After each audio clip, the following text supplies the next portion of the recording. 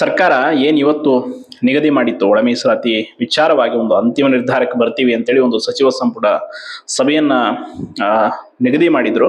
So ಅದನ್ನ ಮತ್ತೆ ಈಗ ಮುಂದೂಡಿದ್ದಾರೆ. ನಿನ್ನೆ ಅದ್ರ ಬಗ್ಗೆ ಆಲ್ರೆಡಿ ಸಂಜೆ ಮಾಹಿತಿ ಸಿಕ್ಕಿದೆ. ಸೊ ನೋಡಿದ್ರ ನೋಡಿ, ಅದಾದ್ಮೇಲೆ ತುಂಬಾ ಜನ ಕೇಳ್ತಾ ಇದ್ರಿ ಈಗ ಏನ್ ಮಾಡೋದು, ಯಾವ ರೀತಿಯಾದಂತ ಒಂದು ನಿರ್ಧಾರವನ್ನ ಮಾಡೋಣ ಅಂತೇಳಿ.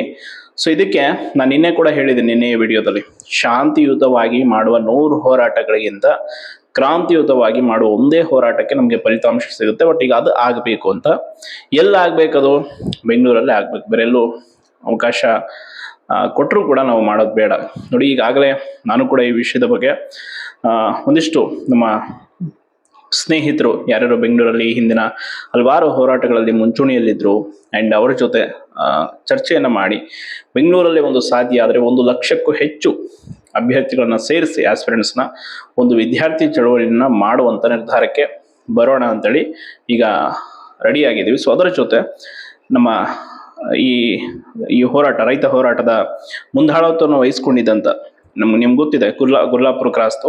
ಸೊ ಶಶಿಕಾಂತ್ ಗುರೂಜಿ ಆಗಿರ್ಬೋದು, ನಮ್ಮ ಪೂಜಾರಿ ಅಣ್ಣ, ಅವ್ರನ್ನೂ ಕೂಡ ಕರೆಸಿ, ನಮ್ಮ ಕರ್ನಾಟಕ ರಕ್ಷಣಾ ವೇದಿಕೆ ಕರವೇ ನಾರಾಯಣಗೌಡರು ಎಲ್ಲರನ್ನೂ ಕೂಡ ಸೇರಿಸಿ ಒಂದು ದೊಡ್ಡ ಮಟ್ಟದಲ್ಲಿ ಹೋರಾಟವನ್ನ ಮಾಡೋಣ ಅಂತ. ಇಲ್ಲ ಅಂತಂದ್ರೆ ಖಂಡಿತವಾಗಿ ಹೇಳ್ತೀನಿ, ನಾವು ಎಷ್ಟೇ ಹೋರಾಟ ಮಾಡಿ ಎಷ್ಟೇ ಏನೇ ಪ್ರಯತ್ನ ಪಟ್ಟರೂ ಕೂಡ ನೇಮಕಾತಿಯನ್ನು ಅವ್ರು ಇನ್ನು 3 ತಿಂಗಳು, ಸದ್ಯಕ್ಕೆ ಇನ್ನು 3 ತಿಂಗಳು ಯಾವುದೇ ಕಾರಣಕ್ಕೂ ನೋಟಿಫಿಕೇಶನ್ ಮಾಡಬಾರ್ದು ಅನ್ನೋ ಒಂದು ನಿರ್ಧಾರದಲ್ಲಿ ಅವ್ರು ಇದಾರಂತೆ. ಸೊ ಅದಕ್ಕೆ ಆದಷ್ಟು ಬೇಗ ನಾವು ಈಗ ಒತ್ತಡ ಹಾಕಿದ್ರೆ, ಇನ್ ಕೇಸ್ ಮತ್ತೆ ಎಲೆಕ್ಷನ್ ನಾಟಕ ಏನಾದ್ರು ಶುರು ಮಾಡಿದ್ರು ಅಂದ್ರೆ ಖಂಡಿತವಾಗಿ ನಾವು ಬಾಯಿ ಮುಚ್ಕೊಂಡು ಸುಮ್ಮನೆ ಕೂತ್ಕೊಳ್ಬೇಕಾಗತ್ತೆ. ಈಗಾಗಲೇ ಮತ್ತಷ್ಟು ಪ್ಲಾನ್ಗಳೆಲ್ಲ ರೆಡಿ ಆಗ್ತಾ ಇದೆ, ಹೆಂಗೆಲ್ಲ ಕಟ್ಟ ಹಾಕ್ಬೋದು ಅಂತೇಳಿ.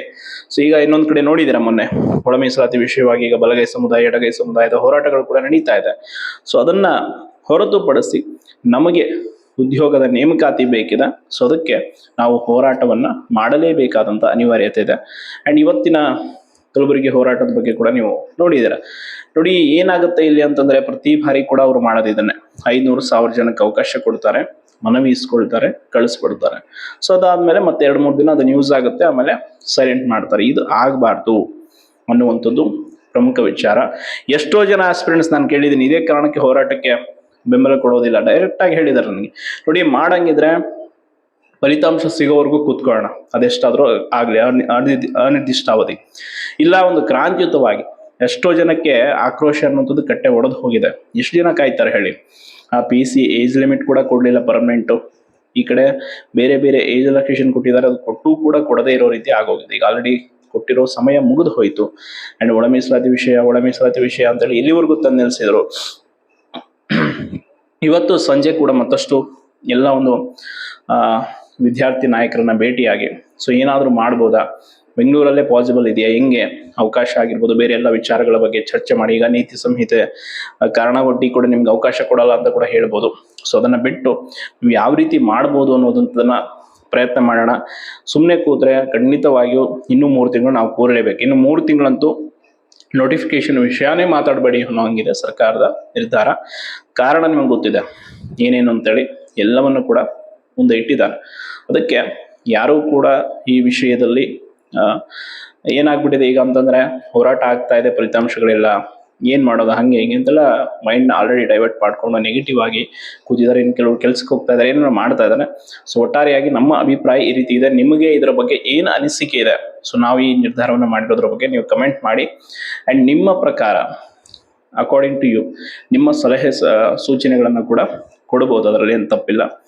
ರೆಕ್ರೂಟ್ಮೆಂಟ್ ಅನ್ನುವಂಥದ್ದು ಹೆಂಗಾಗ್ಬಿಟ್ಟಿದೆ ಅಂತಂದ್ರೆ, ಅದರ ನೋವು ಹೇಳ್ತಿರೋದು, ಎಷ್ಟು ಕಷ್ಟ ಇದೆ. ಅದರಲ್ಲಿ ಎಸ್ಪೆಷಲಿ ಹೆಣ್ಣು ಮಕ್ಕಳು ಆಸ್ಪಿರೆಂಟ್ಸ್ ಓದ್ತಾ ಇರೋರಿಗಂತೂ ಹೇಳ್ತಿರೋದು.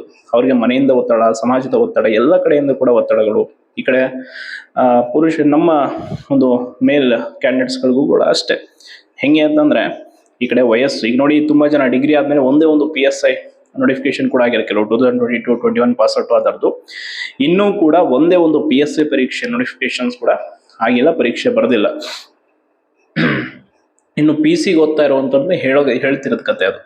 ಪಾಪ ಕೆಲವರೆಲ್ಲ ಕಳೆದ ಬಾರ ಅವಕಾಶ ಕಳ್ಕೊಂಡಿದ್ದಾರೆ, ಮತ್ತೆ ಓದೋಣ ಅಂತಂದ್ರೆ ಈ ರೀತಿಯಾದಂಥ ಪರಿಸ್ಥಿತಿ. ಕೆಲವರು ಏಜ್ ಲಿಮಿಟೇ ಕ್ರಾಸ್ ಆಗಿ ಹೋಗ್ಬಿಟ್ಟಿದೆ. ಇಂಥ ಪರಿಸ್ಥಿತಿಯಲ್ಲಿ ಸರ್ಕಾರ ಬರೀ ರಾಜಕೀಯದ ನಾಟಕಗಳನ್ನು, ಇನ್ಯಾರೋ ನೋಡಿ, ಒಬ್ಬ ಜವಾಬ್ದಾರಿಯುತ ಸ್ಥಾನದಲ್ಲಿರುವಂಥ ಶಾಸಕ ಮಾತಾಡೋ ರೀತಿನ ಅದು ಅಲ್ಲಿ ಎಂಥ ವಿಷಯಗಳ ಬಗ್ಗೆ ಧ್ವನಿ ಎತ್ತಬೇಕು ಅನ್ನೋಂಥ ಒಂದು ಕಾಮನ್ ಸೆನ್ಸ್ ಇಲ್ದಿರುವಂಥ ನಾಯಕರು ಇವರೆಲ್ಲ.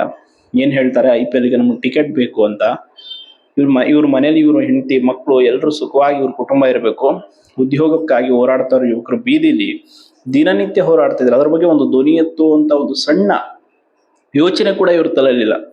ಆ್ಯಂಡ್ ಇನ್ನೊಂದು, ಇವರು ಯಾವ ಸಮುದಾಯಕ್ಕೆ ಸೇರಿದಾರಲ್ಲ ಆ ಸಮುದಾಯದ ಅದೆಷ್ಟೋ ಜನ ಆಸ್ಪಿರೆಂಟ್ಸ್ ಈಗ 1-2 ತಿಂಗಳಿಂದ ನಮಗೆ ಕರೆಕ್ಟಾಗಿ ಸೀಟ್ಗಳ ಹಂಚಿಕೆ ಆಗ್ತಾ ಇಲ್ಲ. ಅಂದರೆ ನಮಗೆ ಇಲ್ಲಿ 3A 3B ಕಮ್ಯುನಿಟಿಗೆ ಅನ್ಯಾಯ ಆಗ್ತಾ ಇದೆ, ಮೀಸಲಾತಿ ವಿಷಯದಲ್ಲಿ ಕರೆಕ್ಟಾಗಿ ನಮಗೆ ಪೋಸ್ಟ್ಗಳು ಸಿಗ್ತಾ ಇಲ್ಲ ಅಂತೇಳಿ ಎಲ್ಲ ಹೋಗಿ ಮನವಿ ಕೊಟ್ಟರೆ ಒಂದೇ ಒಂದು ಮಾತು ಕೂಡ ಆಡಿಲ್ಲ ಇದುವರೆಗೂ ಅದ್ರ ಬಗ್ಗೆ.